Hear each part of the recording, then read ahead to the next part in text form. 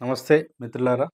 భారతదేశంలో 1980 నుంచి వచ్చినటువంటి అనేక సామాజిక ఉద్యమాలకు, ముఖ్యంగా ఈ దేశంలో ఉన్నటువంటి కులాధిపత్య భావజాలాన్ని, అట్లాగే కులము చుట్టూ అల్లుకున్నటువంటి రాజకీయాలను, లేదా ఈ దేశంలో పార్లమెంటరీ ప్రజాస్వామ్య వ్యవస్థను విశ్వసిస్తున్న రాజకీయ పార్టీలు గావచ్చు, కమ్యూనిస్టు పార్టీలు గావచ్చు, చివరికి సాయుధ పోరాటాన్ని నమ్ముకొని ప్రజల కోసం ఎన్నో త్యాగాలు చేస్తున్నటువంటి మావోయిస్ట్ పార్టీ గావచ్చు, జనశక్తి గావచ్చు, ఏ పార్టీ అయినా అన్ని పార్టీలకు ఒక మౌలికమైన ప్రశ్నను సంధించినటువంటి దళిత బహుజన ఉద్యమాలకు సైద్ధాంతిక పునాదులను ఏర్పరిచినటువంటి అతి కొద్ది మంది మేధావులలో ప్రొఫెసర్ కంచె ఐలయ్య సారు ప్రధానమైనటువంటి ఒక మేధావి. మాలాంటి వాళ్ళకు స్వయంగా నాకు గురువు. అట్లా నాలాంటి వాళ్ళని కొన్ని వందల మందిని, కొన్ని వేల మందిని ఇవాళ భారతదేశంలో తయారు చేసినటువంటి ఒక గొప్ప మహానుభావుడు. సాహితీ రంగంలో ప్రధానంగా పొలిటికల్ థియరీలో గావచ్చు, లిటరేచర్‌లో గావచ్చు, సాహిత్యాన్ని రాజకీయాలకు, ఆ రాజకీయాలలో ఆధిపత్య రాజకీయ వ్యవస్థను ఎలా అర్థం చేసుకోవాలనేటువంటి ఒక కొత్త మెథడాలజీని ఎవాల్వ్ చేసినటువంటి ఈ కాలానికి, ఈ తరానికి సంబంధించిన దళిత, బహుజన నేపథ్యం నుంచి వచ్చినటువంటి భారతదేశ మేధావులలో చాలా రాడికల్ భావజాలంతోని రాసినటువంటి గొప్ప రచయిత, పొలిటికల్ సైంటిస్ట్ ప్రొఫెసర్ కంచె ఐలయ్య గారు. ఉస్మానియా యూనివర్సిటీలో రాజనీతి శాస్త్రంలో విభాగంలో పనిచేసినారు. వారు బహుశా విద్యార్థి దశ నుంచే విప్లవ భావాలు, అభ్యుదయ భావాలతోనున్నవారు. ఆ తర్వాత కొంతకాలము అభ్యుదయ భావాలకు పునాదిగా ఉన్నటువంటి రాడికల్ భావజాలాలతో పనిచేస్తున్నటువంటి పీపుల్స్ వార్ పార్టీ, ప్రధానంగా జనశక్తి, ఇట్లాంటి ఈవెన్ కామ్రేడ్ మారోజు వీరన్న లాంటి వాళ్ళని కూడా తయారు చేసినటువంటి అతి కొద్ది మంది మేధావులలో వారొకరు. అంతేగాకుండా ముఖ్యంగా తెలుగు నేల మీద కారంచేడు, చుండూరులో దళితుల మీద హత్యాకాండ జరిగినప్పుడు, కారంచేడులో కమ్మలు, చుండూరులో రెడ్లు, ఇటు మాదిగల్ని, అటు మాలల్ని హత్యాకాండకు గురి చేసినప్పుడు చాలా గొప్ప ఉద్యమాలు నిర్మించినటువంటి కత్తి పద్మారావు గారు, బొజ్జ తారకం గారు, ఓ సాంబశివరావు గారు, కంచె ఐలయ్య సార్ లాంటి వాళ్ళు ఎంతోమంది మహానుభావులు ఈ రాష్ట్రంలో, ఈ తెలుగు నేల మీద ఆధిపత్య కుల సంస్కృతిని ధ్వంసం చేయడానికి పనిచేసినారు. అట్లాంటి ఒక గొప్ప నేపథ్యం ఉన్నటువంటి, అట్లాగే హిందూ ఆధిపత్య భావజాలానికి ఒక ప్రత్యామ్నాయ సంస్కృతిని, ప్రత్యామ్నాయ లిటరేచర్‌ని డాక్టర్ బాబాసాహెబ్ అంబేద్కర్, ఆ మాటకొస్తే పూలే ఒక స్లేవరీ అనే పుస్తకం రాసినాడు. అంబేద్కర్ అనేక పుస్తకాలు రాసినప్పటికీ 'ఎనిహిలేషన్ ఆఫ్ కాస్ట్' అనే పుస్తకంతోని హిందుత్వ రాజకీయాలను ఢీకొన్నాడు. ఆ తర్వాత పోస్ట్ ఇండిపెండెంట్ ఎరాలో 'why I am not a హిందువు', నేను హిందువునెందుకు కాను, నేనంటే ఒక బహుజనులు, దళితులు, ఆదివాసులు హిందూ సంస్కృతిలో వాళ్ళు అంతర్భాగం కాకుండా ప్రత్యామ్నాయంగా ఒక ప్రత్యేకమైనటువంటి జీవన విధానాన్ని కొనసాగించడానికి ఉన్న చారిత్రక నేపథ్యాన్ని కూడా గొప్పగా ఆవిష్కరించినటువంటి గొప్ప ప్రపంచ మేధావి ఐలయ్య సారు. అట్లాంటి మా ఐలయ్య సారు కొన్ని సందర్భాల్లో చాలా, అంటే మాలాంటి వాళ్ళ యొక్క ఊహకు అందని విధంగా నిర్ణయాలు తీసుకుంటారు, మాట్లాడుతుంటారు. ఈ నిర్ణయాలు తీసుకొని మాట్లాడినప్పుడల్లా నాలాంటి ఒక దళిత నేపథ్యం ఉన్నటువంటి ఆహ్, మొదటి తరం యువత, లేదా మొదటి తరం లో నుంచి వచ్చినటువంటి ఈ రాష్ట్రాన్ని లేదా ఈ దేశాన్ని సమూలంగా పూలే, అంబేద్కర్, కాన్షీరాం భావజాలంతోని రాజకీయాలు నిర్మించాలని, ఈ దేశం యొక్క సామాజిక వ్యవస్థను, సాంస్కృతిక వ్యవస్థను సమూలంగా మార్చి, ఈ దేశంలో ప్రజలందరికీ ఒక స్వేచ్ఛాయుతమైన జీవితాన్ని ప్రసాదించాలని, అన్ని రంగాలలో, అంటే భౌతిక వనరులలో కావచ్చు, లేదంటే జ్ఞాన సంపదలో కావచ్చు, ఇక్కడ పుట్టిన ప్రతి బిడ్డకు సమానత్వంతో కూడుకున్న సమాన అవకాశాలు ఇవ్వాలని, మొత్తంగా ప్రజల మధ్య ఎట్లాంటి కులమత విభేదాలు లేకుండా సౌభ్రాతృత్వంతో కూడుకున్నటువంటి ఒక సామాజిక న్యాయాన్ని నెలకొల్పేటువంటి రాజకీయాల వైపు, సమాజ నిర్మాణం వైపు పనిచేయాలని, అందులో మేము భాగస్థులైతే బాగుంటదని ఆశపడుతున్న నాలాంటి వాళ్ళందరికీ అప్పుడప్పుడు మా సారు అప్పుడప్పుడు మా సారు నిర్ణయం తీసుకున్న నిర్ణయాలు చాలా బాధాకరంగా ఉంటాయి. చాలా ఇబ్బందికరంగా ఉంటాయి. నిన్ననో, మొన్ననో ఢిల్లీలో ఒక సమావేశం జరిగింది. వారు ఒక నా గురువు. ఏదైనా గూడా, ఎప్పుడైనా గూడా నాకు తెలిసి జాతీయ స్థాయిలోనే వాళ్ళు ఆలోచిస్తారు. వారి ఆలోచన అంతా గూడా ఎప్పుడైనా గూడా నేషన్‌ని దృష్టిలో పెట్టుకొని ఆలోచిస్తారు. అట్లా చాలా కంటిన్యూయస్‌గా, కన్సిస్టెంట్‌గా జాతీయ స్థాయిలో అగ్రకుల ఆధిపత్య రాజకీయాలను, ముఖ్యంగా అగ్రకుల ఆధిపత్య రాజకీయాలకు సైద్ధాంతికంగా పునాదిగా ఉన్న ఆర్ఎస్ఎస్‌ను, దాని మీద నిలబడి పనిచేస్తున్న బీజేపీకి వ్యతిరేకంగా నిలబడి మాట్లాడుతున్నారు, కొట్లాడుతున్నారు. యాంటీ బీజేపీ రాజకీయాలను వారెప్పుడు ఆహ్వానిస్తారు. దానికోసం ఒంటరిగా కూడా నిలబడ్డటువంటి సందర్భాలు కోకొల్లలు. అందుకే వారంటే మాలాంటి వాళ్ళకి చాలా గౌరవం. అయినప్పటికీ భారతదేశంలో బీజేపీ లాంటి రాజకీయ పార్టీల యొక్క ఆధిపత్యాన్ని తగ్గించాలని, పార్లమెంటరీ ప్రజాస్వామిక వ్యవస్థలో బీజేపీకి ప్రత్యామ్నాయంగా ఏ ఏ పార్టీలు మనకు ఉపయోగపడతాయి, మనకంటే ఈ దేశంలో ఉన్న బీసీలకు, దళితులకు, ఆదివాసీలకు, స్త్రీలకు, ముఖ్యంగా అణగారిన సామాజిక వర్గాలకు బీజేపీని అడ్డుకోవడానికి, బీజేపీ ఆధిపత్యంలో నుంచి ఈ వర్గాలను కాపాడడానికి కాంగ్రెస్ లాంటి పార్టీలు ఉపయోగపడతాయని బహుశా వారు అనుకున్నారేమో. ఈ మధ్య కాలంలో కాంగ్రెస్ పార్టీకి కొంత సైద్ధాంతికంగా చాలా లోతైనటువంటి పరిశోధనల విషయంలో కావచ్చు, కాంగ్రెస్ పార్టీని ఇవాళ తెలంగాణలో కూడా అధికారంలోకి తీసుకురావడం కోసము వారు కృషి చేసినట్టు అందరికీ తెలిసిన విషయం. తప్పేం లేదు. వ్యక్తిగతంగా వారు ఆ నిర్ణయం తీసుకోవచ్చు. మాలాంటి వాళ్ళకు కూడా కాంగ్రెస్ పార్టీ, బీజేపీ పార్టీ 2 కూడా అగ్రకుల మూలాలున్న పార్టీ అని నమ్ముతున్నటువంటి మాలాంటి వాళ్ళకి కూడా బీజేపీతో పోల్చుకుంటే కొంచెం మోడరేట్‌గా కాంగ్రెస్ పర్వాలేదని అనుకుంటాం. అంత మాత్రం చేత కాంగ్రెస్‌ను భుజాన మోయవలసిన అవసరం ఉందా అని చెప్పేసి అనిపిస్తది. ఢిల్లీలో ఒక మీటింగ్ జరిగింది. ఆ మీటింగ్ ఏందనంటే ఒక క్లోజ్డ్ డోర్ మీటింగ్ లాగానే అనిపిస్తుంది. దాంట్లో ప్రధానంగా దేశవ్యాప్తంగా ఉన్న దేశ నలుమూలల నుంచి ఓబీసీ నేపథ్యం ఉన్నటువంటి కొంత అవగాహన ఉన్నటువంటి మేధావులు అక్కడ ఆ మీటింగ్‌లో అటెండ్ అయినట్టుంది. దానికి ప్రధానంగా చీఫ్ గెస్ట్‌గా రాహుల్ గాంధీ గారు వచ్చినట్టు కనబడుతుంది. మా సార్ మాట్లాడిన దాన్ని బట్టి చూస్తే. ఆ మీటింగ్‌లో యాస్ ఎ స్పీకర్‌గా లేదంటే ఒక లీడింగ్ స్పీకర్‌గా మా సారు ఐలయ్య సార్ మాట్లాడుతూ ఏమన్నాడంటే, నాడు అంటే బ్రిటిషులు, బ్రిటిష్ ప్రభుత్వం అంటే బ్రిటిష్ వాళ్ళు ఈ దేశాన్ని పరిపాలిస్తున్నప్పుడు, నాడు ఈ దేశంలో ఓబీసీలని, ఎస్సీలని, ఎస్టీలను బ్రిటిష్ సామ్రాజ్యవాద పాలన నుంచి గాంధీ, నెహ్రూ, పటేల్, అంబేడ్కర్‌లు లిబరేట్ చేసినారు, విముక్తి చేసినారు అనే స్టేట్మెంట్ ఇచ్చినారు.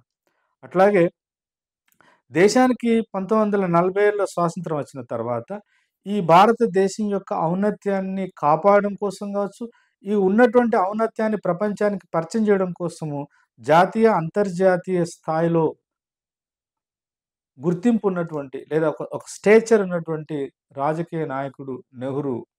ఆయన ఆధ్వర్యంలో ఈ దేశం చాలా ముందుకెళ్ళింది. అందులో భాగంగా ఈవెన్ ఈ దేశంలో ఉన్నటువంటి అణగారిన ప్రజారాశులు కొంత లాభపడ్డాయి అనేటువంటిది రెండో స్టేట్మెంట్. నెహ్రూ తర్వాత లేదా కాంగ్రెస్ పార్టీ మొన్న 2014లో బీజేపీ అధికారంలోకి రావడం కంటే ముందు కాంగ్రెస్ పార్టీ ఈ దేశాన్ని పరిపాలించింది. కొన్ని పరిమితులు, కొన్ని లోపాలు ఉన్నప్పటికీ ఆ పరిపాలన ఇవాళ బీజేపీ అధికారంలో ఉన్న పాలనతో పోల్చుకుంటే బీసీలకు, ఎస్సీలకు, దళితులకు, అణగారిన వర్గాలకు చాలా ఇబ్బందికరంగా ఉంది. కాబట్టి నేడు కులాధిపత్య, మతాధిపత్య రాజకీయాలకు బాసటగా నిలబడుతున్న బీజేపీని, ఆ బీజేపీ పార్టీకి నాయకత్వం వహిస్తున్న మోడీ ఆధిపత్యంలో నుంచి మళ్ళీ ఈ దేశంలో ఉన్న బీసీలను, ఎస్సీలను, ఎస్టీలను, బడుగులను, బలహీనులను రక్షించడం కోసమే మళ్ళీ రాహుల్ గాంధీ రూపంలో ఒక కొత్త నాయకుడు వచ్చినాడు అని చెప్పేసి అది స్టేట్మెంట్ చేసినాడు. ఆ తర్వాత మాట్లాడుతూ ఉన్నారంటే, చాలా సుదీర్ఘ కాలంగా ఈ దేశ రాజకీయాలను అబ్జర్వ్ చేస్తున్న నాలాంటి వాడికి ఈ 12, 13 సంవత్సరాల బీజేపీ పాలనను చూసి నేను అనేక సందర్భాల్లో బాధపడ్డ రోజులున్నాయి. ఒకానొక సందర్భంలో అయితే ఏడ్చిన సందర్భం కూడా ఉంది. అట్లాంటి తరుణంలో మళ్ళీ రాహుల్ గాంధీ గారు భారత్ జోడో యాత్ర, భారత్ న్యాయ యాత్ర అనేటువంటి 2 యాత్రలు చేసినారు. అందులో భాగంగా వాళ్ళ నెహ్రూ గాని, లేకపోతే ఇందిరాగాంధీ గారు గాని, తర్వాత రాజీవ్ గాంధీ గారు గాని తీసుకోలేనటువంటి ఒక వినూత్నమైన, ఒక పెద్ద ఛాలెంజింగ్ టాస్క్ వారి భుజాన మీద యేసుకొని, ఇవాళ బీజేపీ పార్టీ ఆధిపత్యంలో నుంచి దేశంలో ఉన్న బీసీలను, ఎస్సీలను, ఎస్టీలను ఈ బాధిత సమూహాలని మరొకసారి విముక్తి చేయడం కోసం, లిబరేట్ చేయడం కోసం రాహుల్ గాంధీ రూపంలో ఒక నాయకుడు వచ్చాడు, పనిచేస్తున్నాడని చెప్పేసి వారు ఒక మాట చెప్పడం జరిగింది.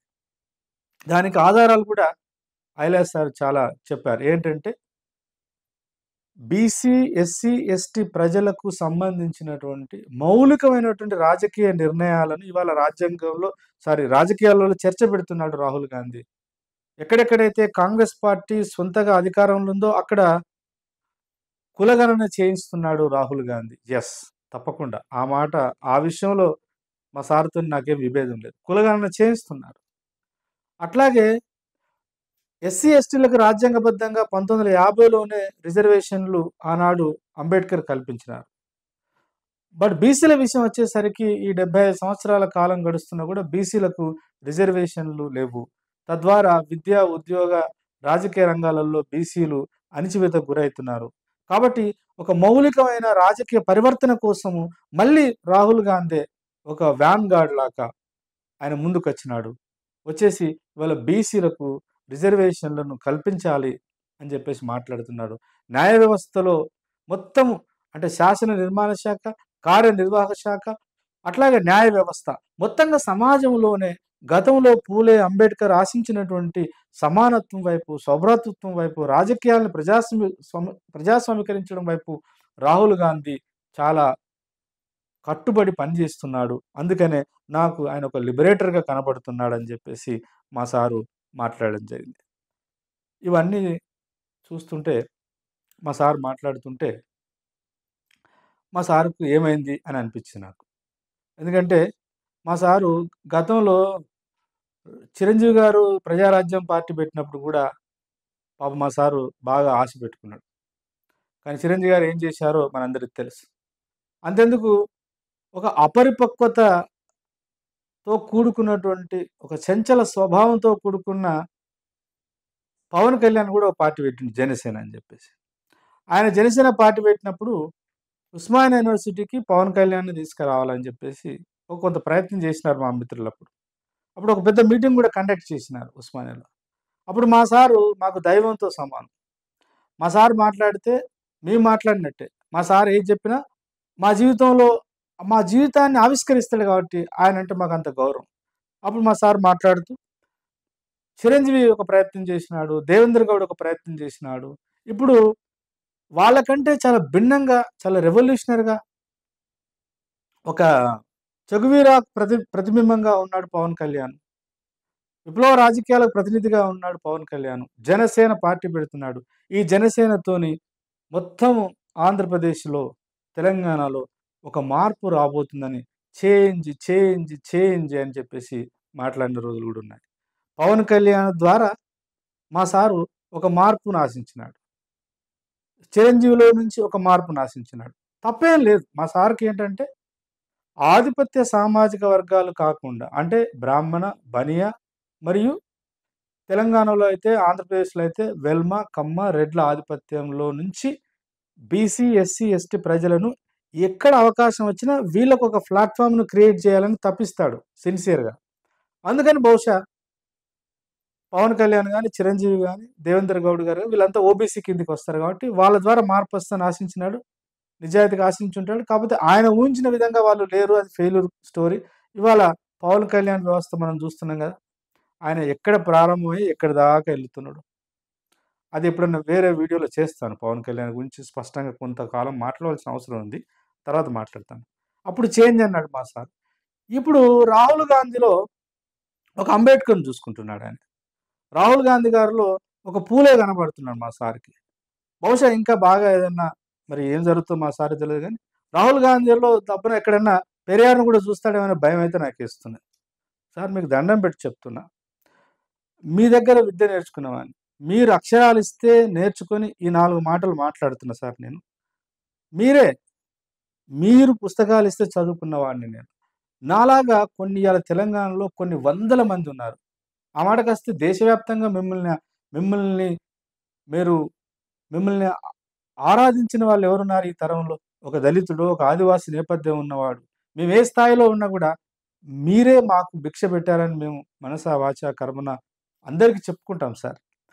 మీరు మాట్లాడినట్టు ఆనాడు గాంధీ, నెహ్రూ, పటేలు, అంబేద్కర్ బ్రిటిష్ వాళ్ళ నుంచి మనల్ని విముక్తి చేశారా? చేశారు మీరన్నట్టు. ఉమ్మడిగా దేశం కోసం వాళ్ళు స్వాతంత్రోద్యమాన్ని నడిపినాడు. అంబేద్కర్ స్వాతంత్రోద్యమాన్ని తనదైన శైలిలో నిర్వచించినాడు. దేశానికి స్వాతంత్రం వచ్చింది.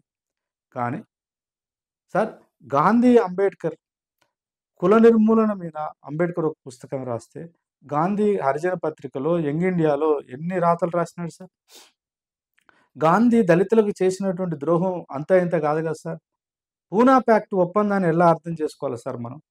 మీరే అన్నారు కదా, గాంధీ యొక్క రాజకీయ వ్యూహంలో దేశ దళితులు అనేక హక్కులు కోల్పోయినారు. తన జీవితాన్నంతా కూడా శ్రమను, జీవితాన్ని త్యాగం చేసి డాక్టర్ బాబాసాహెబ్ అంబేద్కర్ ఎంతో మేధోమథనంతో, ఎంతో మేధస్సుతోని బ్రిటిష్ వాళ్ళతోని రౌండ్ టేబుల్ కాన్ఫరెన్స్‌లో కొట్లాడి న్యాయమైన డిమాండ్‌ని పెట్టి, ఈ దేశంలో మైనారిటీస్ అంటే రిలీజియస్ మైనారిటీస్‌గానే చూడొద్దు మీరు. కుల మైనారిటీలు కూడా ఉంటారు. దళితులనేవాళ్ళు కుల ఆధిపత్యానికి గురైతున్నారు యుగాలుగా, తరాలుగా. వాళ్ళని కూడా ఒక అల్ప సంఖ్యాకులుగా చూడాలి. వాళ్ళకి హక్కులు ఇవ్వాలి. ఇస్తేనే ఈ దేశంలో ఒక సరైన సమాజం నిలబడుతదని ఎంతో కష్టపడి వాళ్ళని కన్విన్స్ చేసుకొని హక్కులు సాధించుకొస్తే వాటిని నిరాకరించి ఎర్రవాడ జైల్‌లో గాంధీ గారు నిరాహార దీక్షలు చేయలేదా? పూనా ప్యాక్ట్ అనివార్యంగా అంబేద్కర్ మీద ఒత్తిడి తీసుకొచ్చి తను సాధించినటువంటి ఎంతో దాదాపు ఒక 20, 30 సంవత్సరాలు కష్టపడితే ఆ రాజకీయ హక్కులొచ్చినాయి. వాటిని ఈ దేశం కోసం మళ్ళీ గాంధీ గారి ప్రాణాన్ని రక్షించడం కోసం త్యాగం చేస్తే పూనా ఒడంబడిక ద్వారా జరిగిన తర్వాత, ఆ తర్వాత కాలంలో ఇప్పటికి అప్పటి నుంచి ఇప్పటి వరకు ఒక దళిత నేపథ్యం ఉన్న, ఒక బీసీ నేపథ్యం ఉన్న వాళ్ళు ఈ దేశానికి పాలకులుగా కాకుండా పునాదులు ఎక్కడ పడ్డాయి సార్? పూనా ప్యాక్ట్‌లో పడలేదా? కాబట్టి డాక్టర్ అంబేద్కర్‌ని, గాంధీని, నెహ్రూను ఒక దగ్గర ఎందుకేస్తున్నారు సార్? దయచేసి చేయకండి. రెండోది, నెహ్రూ అండ్ అంబేద్కర్ మధ్య శత్రు వైరుధ్యాలు లేవు. I agree. బట్ మిత్ర వైరుధ్యాలున్నాయి. Doctor Babasaheb Ambedkar as a law మినిస్టర్‌గా హిందూ కోడ్ బిల్లును తీసుకురావడానికి సంవత్సరంన్నర నెహ్రూ గారిని బతిలాడింది కదా సార్. హిందూ కోడ్ బిల్లు గనుక ఆనాడు అమల్లోకొచ్చుంటే, ఇవాళ భారతదేశంలో కులాలకు అతీతంగా బ్రాహ్మణ స్త్రీలు, బనియా స్త్రీలు, అపోర్డ్ మొబిలిటీ శూద్ర కులాల్లో పుట్టిన స్త్రీలు, దళిత స్త్రీలు, బీసీలు, ఆదివాసీలు ఈ దేశంలో పుట్టిన ప్రతి ఆడబిడ్డకు వరకట్నం సావులు ఉండేది కాకపోవచ్చు సార్. ఎందుకంటే ఆస్తిలో అవకాశం పురుషుడితో సమానంగా స్త్రీలకు ఇవ్వాలని చట్టం చేసిండు డాక్టర్ అంబేద్కర్. ఒక ఆడబిడ్డ ఎప్పుడు పెళ్లి చేసుకోవాలి, ఎప్పుడు పిల్లల్ని కనాలి, డైవర్స్ తీసుకోవడానికి తనకు సంపూర్ణమైన హక్కు ఉంటది అని చెప్పేసి మాట్లాడినటువంటి బాబాసాహెబ్ అంబేద్కర్. మరి ఇంత గొప్ప స్త్రీల యొక్క విముక్తిని ఇంత ప్రజాస్వామికంగా, ఇంత గొప్పగా, ఇంత ప్రాపంచిక దృక్పథంతోని ఆలోచించి ఒక చట్టాన్ని రూపొందించి, ఆ చట్టాన్ని పార్లమెంట్‌లో ప్రవేశపెట్టడానికి అవకాశం ఇవ్వంటే నిరాకరించిన వాడు నెహ్రూ కాదా? అంటే నెహ్రూను, అంబేద్కర్‌ని ఎలా కలుపుతాం సార్? దయచేసి అట్లా కలపకండి. ఇవి 2. ఇంకా పటేల్ గురించి మరి మీరు మీరు మళ్ళా నెహ్రూను, అంబేద్కర్‌ని ఎంత ఇబ్బంది పెట్టిండు పటేలు మీకు తెలవదా? మీకు తెలవనిదేం కాదు. కానీ మీరు చరిత్రను ఎంతో గొప్ప చరిత్ర అవగాహన ఉన్న మీరే మరి ఎందుకు ఇట్లా కట్ షార్ట్ చేసుకుంటూ వస్తున్నారో దయచేసి ఆలోచించమని మిమ్మల్ని ప్రాధేయపడుతున్నా. సరే, మీరు కాంగ్రెస్‌లో డెఫినిట్‌గా I also agree. As a layman understanding ఏంటంటే సార్, ఇంక బీజేపీ రాజకీయాలు ఈ దేశానికి చాలు. రేపు రాబోయే కాలంలో కేంద్రంలో బీజేపీయేతర రాజకీయ శక్తులే అధికారంలోకి రావాలని కోరుకుంటున్న వ్యక్తులలో నేనొక్కడిని. కానీ అది కాంగ్రెస్ రూపంలోనే రావాలా? అందులో రాహుల్ గాంధీ గారే ఉండాలని మీరు ఆశిస్తున్నారు. మీ వ్యక్తిగత అభిప్రాయాన్ని నేను గౌరవిస్తా సార్. కానీ మేమేం ఆలోచిస్తామంటే సార్, మీలాంటి వాళ్ళ నుంచి ఇప్పుడు మీరు 73 ఇయర్స్ ఉన్నారు. మీరు మీ అనుభవాన్నంతా రంగరించి ఒక కాన్సీరామ్ గారు ఒక ప్రయత్నం చేసినారు ఈ దేశంలో. బాబాసాహెబ్ అంబేద్కర్ తర్వాత బాబాసాహెబ్ అంబేద్కరు మార్క్స్ లాగా సిద్ధాంతాన్ని తయారు చేస్తే, రష్యాలో లెనిన్ ఎట్లయితే సిద్ధాంతాన్ని ఆచరణలోకి తీసుకొచ్చిండో, ఈ దేశంలో బాబాసాహెబ్ అంబేద్కర్ తర్వాత కాన్సీరామ్ గారు బహుజన రాజకీయాలను నిర్మించినాడు. మహానుభావుడు ఎక్కడున్నాడు చనిపోయి. ఆయనే నిర్మించి ఒక ప్రత్యామ్నాయ రాజకీయ వ్యవస్థను ఈ దేశానికి పరిచయం చేసినాడు ఉత్తరప్రదేశ్ రూపంలో. కానీ మన దురదృష్టం ఏందనంటే, అట్లాంటి మహానుభావులకు మీలాంటి వాళ్ళం గాని, నాలాంటి వాళ్ళం గాని, మన జ్ఞానం వచ్చిన తర్వాత సహకరించలే. మన లోపం గూడా ఉంది. నేను గూడా ఉన్నా అందులో. మీరింకెక్కువున్నారు. ఇప్పుడు నేను మిమ్మల్ని ప్రాధేయపడుతున్నదేంటంటే, ప్రశ్నించేంత ధైర్యం నాకు లేదు సార్. ప్రాధేయపడుతున్నదేంటంటే, బీఎస్పీనో, బీఎస్పీ లాంటి పార్టీని ఎందుకు దేశవ్యాప్తంగా రివైవ్ చేయకూడదు సార్? మాయావతి పని చేయకపోతే బీఎస్పీ నాయకత్వాన్ని ఇంకోరికి ప్రయత్నం చేయొచ్చు కదా! అంతెందుకు సార్? బీఎస్పీతోని, ఎస్పీ పార్టీతోని కొంచెం వైరుధ్యాలున్నాయి. అక్కడ వాళ్ళకున్నటువంటి ప్రాక్టికల్ రాజకీయాల రీత్యా ఉత్తరప్రదేశ్‌లో, బీహార్‌లో. కానీ బ్రాహ్మణుల యొక్క ఆధిపత్యాన్ని ఛాలెంజ్ చేసి నిలబడ్డటువంటి ములాయం సింగ్ యాదవ్, అట్లాగే లల్లు ప్రసాద్ యాదవ్ వాళ్ళిద్దరూ పార్టీ పెట్టుకొని ఒకరు బీహార్‌లో, ఒకటి ఉత్తరప్రదేశ్‌లో. ఉత్తరప్రదేశ్ భారతదేశ రాజకీయాలకు గుండెకాయ లాంటిది. ఉత్తరప్రదేశ్ గుండెకాయలను ఒకప్పుడు కాన్సీరామ్ గారు పట్టుకున్నారు. ఆ తర్వాత ములాయం సింగ్ యాదవ్ పట్టుకున్నాడు. ములాయం సింగ్ యాదవ్ యొక్క వారసుడు ఉన్నాడు గదా! ఆయన అక్కడ రాజకీయాలు చేస్తున్నాడు గదా! లల్లు ప్రసాద్ యొక్క కుమారుడు తేజస్వి యాదవ్ ఉన్నాడు గదా! మరి వాళ్ళకి మీ మేధస్సుని అందించండి దయచేసి. అంటే బీజేపీ రాజకీయాలకు ముగింపు పలకడం కోసం కాంగ్రెస్‌ను మళ్ళీ మోయమని చెప్తున్నారు మీరు. కాంగ్రెస్ కూడా మీరు ఆశిస్తున్నటువంటి సంపూర్ణమైన ప్రజాస్వామిక వ్యవస్థ వైపు రాదు. ఒకవేళ రాహుల్ గాంధీ లాంటి వాడు ప్రయత్నం చేసినా, రాహుల్ గాంధీ గారికి తెలియకుండానే రాహుల్ గాంధీ గారిని మింగేసే శక్తులు కాంగ్రెస్‌లోనే ఉన్నాయి. Mark my words sir. Rahul Gandhi western educated, a young boy. డెఫినిట్‌గా ఆయన కూడా చాలా కాలం తర్వాత మదనపడి, తనలాడి రాజకీయ అపరిపక్వతలో నుంచి పరిపక్వత వైపొచ్చి, ఆనాడు కాన్సీరామ్ గారు ఏదైతే ఎజెండా పెట్టినాడో, దళిత, బహుజన, ఆదివాసీ రాజకీయ, ఆర్థిక, సామాజిక న్యాయ ఎజెండానే ఇయాల కాంగ్రెస్ పార్టీ భుజానేసుకొని పోతుంది. అంటే మైనస్ కాన్సీరామ్. ఇవాళ రాహుల్ గాంధీ గారు ఆ ఎజెండాను పట్టుకున్నారు. కానీ ఆ ఎజెండా చివరి వరకు తీసుకెళ్తారా అనేటువంటి ప్రశ్న మీరు దయచేసి ఏసుకోండి. మీరు ఎంతవరకు సహకరిస్తారో సహకరించండి కాంగ్రెస్ పార్టీకి. బట్ మీరు మాట్లాడితే కొన్ని లక్షల మంది, కొన్ని వేల మంది ఇన్‌స్పైర్ అయితారు. నేను చివరగా ఒక మాట సార్. ఇవాళ సరే దేశ రాజకీయాలలో కాంగ్రెస్ ఉంటే బావుంటదని మీరు భావిస్తే that is your individual choice sir. Sir మనం తెలంగాణ వాళ్ళం. మీ దగ్గర చదువుకొని, మీ దగ్గర విద్యాబుద్ధులు నేర్చుకొని, ఉస్మానియా యూనివర్సిటీలోనే డక్కా ముక్కలు తిని బయటకొచ్చిన వాళ్ళం ఎంతోమంది వివిధ రాజకీయ పార్టీలలో కొంతమంది పనిచేస్తున్నారు. సాధించుకున్న తెలంగాణను దొరల తెలంగాణ గాకుండా, రెడ్ల తెలంగాణ గాకుండా, బహుజన తెలంగాణ సాంస్కృతికంగా, రాజకీయంగా, ఆర్థికంగా, సామాజిక తెలంగాణ కావాలని తెలంగాణ సాధించుకున్న తర్వాత అగ్రకులాలేమో ఎన్నికలు తెలంగాణ. దొరలున్నారు. దొరల తర్వాత రెడ్లొచ్చినారు. రెడ్ల తర్వాత మళ్ళీ దొరలేస్తారు అని వాళ్ళు కొట్లాడుకుంటున్నారు. అవి కాదు తెలంగాణను ప్రజాస్వామీకరించాలి. తెలంగాణను సామాజిక న్యాయం వైపు నడిపించాలని జెప్పేసి చిన్న చిన్న ప్రయత్నాలు చేస్తున్నటువంటి విశారదన్ లాంటి వాళ్ళు మీకు కనబడట్లేదా? లేపోతే విడివిడిగా ఉన్నటువంటి దళిత మాలల్ని, మాదిగల్ని, చాకలి వాళ్ళని, మంగలి వాళ్ళని, అన్ని దళిత కులాలని, బహుజన కులాలని, ఆదివాసీ కులాలని, కొత్తగా వస్తున్న నాయకత్వాన్ని కూర్చుండబెట్టి వీళ్ళందరినీ ఒక ఉమ్మడి శక్తిగా నిర్మాణం చేసేటువంటి ప్రయత్నం మీరు చేయండి సార్.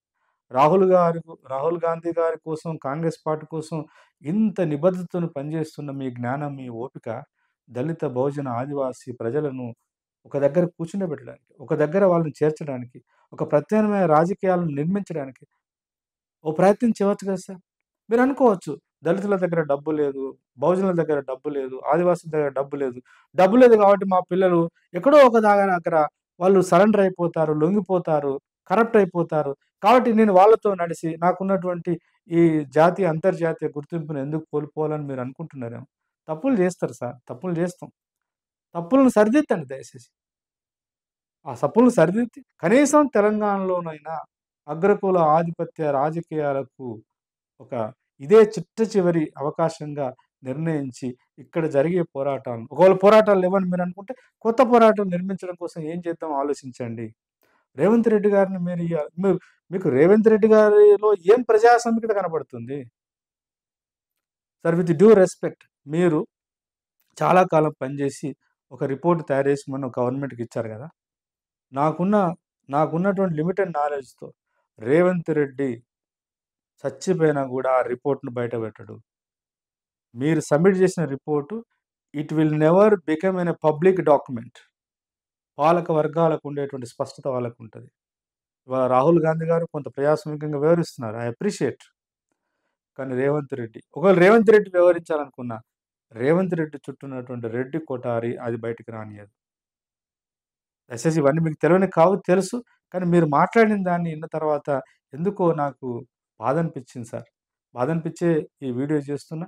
నేను ఎవరన్నా తప్పుగా అనుకునేరు ఐలయ్య సార్‌ని ప్రశ్నించేంత జ్ఞానం లేదు నా దగ్గర. ఐలయ్య సార్ మీద నాకు విమర్శ లేదు. ఐలయ్య సార్‌ని after my parents I treat him is like my godfather. But however Ilaiah sir లాంటి వాళ్ళే ఇలా మాట్లాడితే ఎంతోమంది చరిత్రను అర్థం చేసుకోకుండా వాస్తవాలను కనుమరుగు చేసేటువంటి ఒక ఒక తెలియకుండానే ఆ ప్రమాదం జరిగే అవకాశం ఉంది కాబట్టి, ఇదొక అపీల్‌గానే నేను ఐలయ్య సార్‌ని లేదా ఐలయ్య సార్‌ని అభిమానించే వాళ్ళకి నన్ను అర్థం చేసుకోమని, ఈ యొక్క నిగూఢమైనటువంటి ఈ వ్యవస్థను మనం ప్రాపర్‌గా అర్థం చేసుకోవాల్సిన అవసరం ఉందని మాత్రమే ప్రాధేయపడుతూ గౌరవంగా సెలవు.